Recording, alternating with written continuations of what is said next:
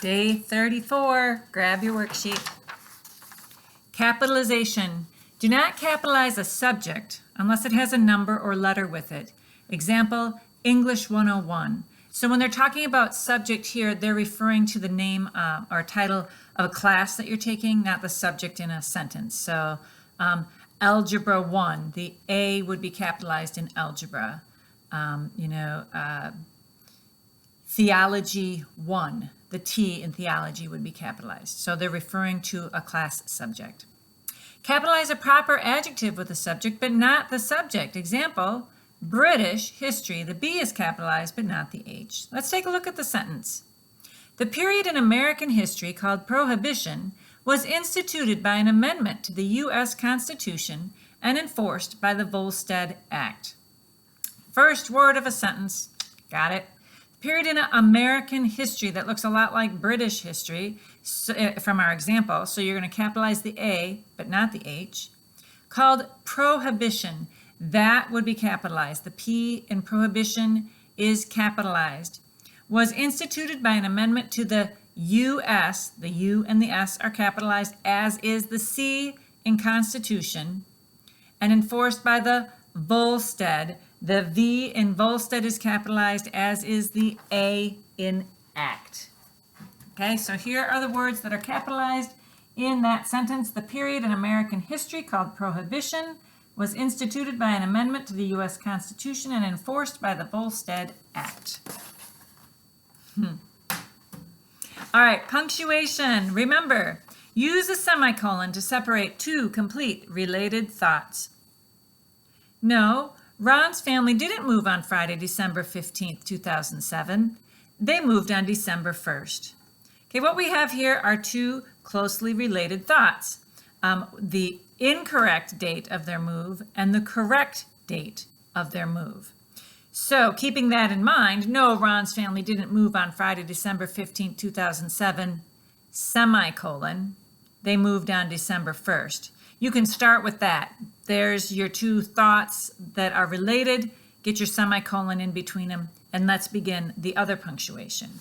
When you start a sentence with yes or no, you're going to have a comma after it. So no, comma, Ron's family. Let's take a look at Ron's.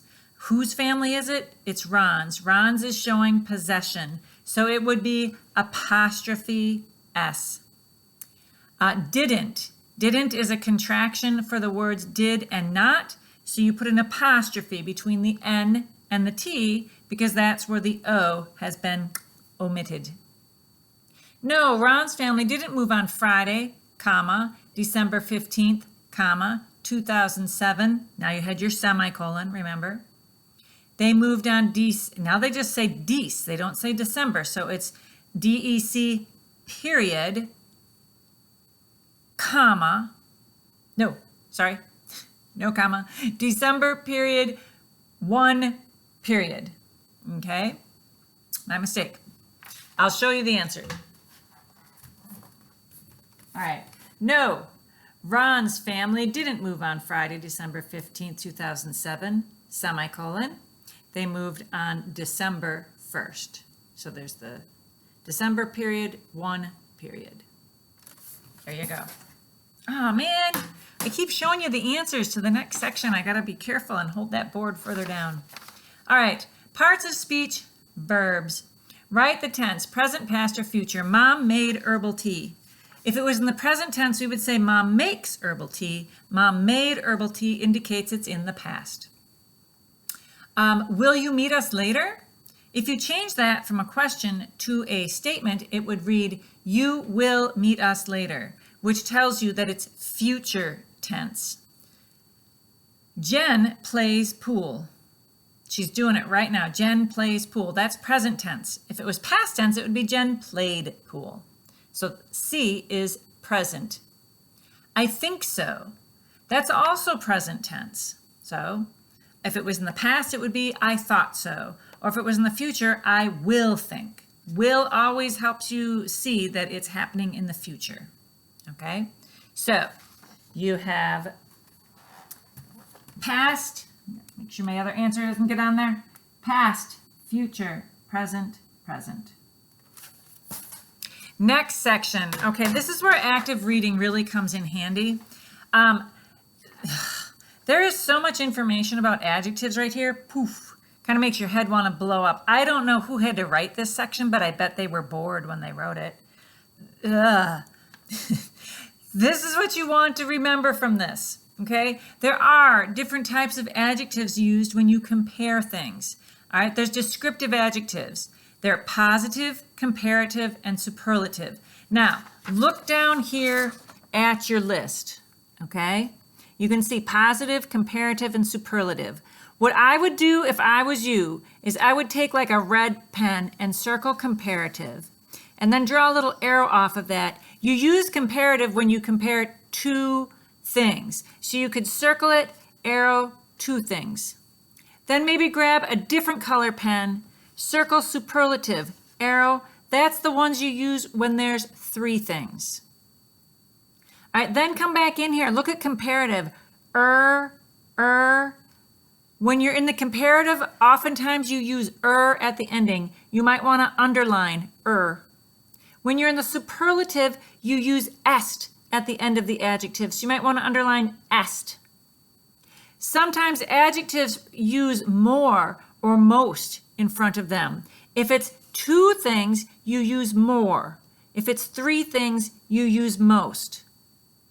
And finally, if you look down at the bottom, some adjectives just change forms completely, like good, better, best, in going from the positive to the comparative to the superlative. You might want to draw a box around those or highlight those so that you're aware that some of them change forms. They don't just add or est, they actually change their word. Okay, so here's kind of what that might look like. All right, so circle comparative, that's for two things being compared. Superlative is when three things get compared. Underline on comparative, and more, highlight that. Those are all when you use two things. Then for superlative, you're underlining est and you're highlighting most. Ways to grab your attention so you look at that chart and you remember all the information that they put in like 7 incredibly boring sentences in the section just above. And then finally, you've put a box or highlighted in some way that certain adjectives change their form when going from positive to comparative to superlative. So take your time and make that chart work for you. So they've given you all this information, and then they say circle the correct adjective form. The older twin is, would you say friendlier or friendliest? Okay, well, twins, that would indicate two. When you're comparing two things, you go to the comparative column.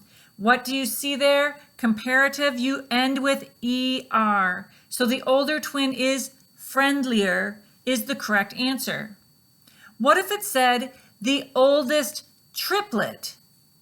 The oldest triplet would be friendliest, or the oldest quadruplet is friendliest, because then you're comparing 3 or more things. But the sample sentence is the older twin, two things, is friendlier, ER. You can see that by looking at the column, the chart that you just doctored up so that it makes more sense to you and is easier to understand. Last section, sentence combining. 4 sentences to combine into one. Be careful with your punctuation. Remember your friend, the semicolon. If things are closely related, you can use that and then you don't have a run-on. Good luck. God bless you.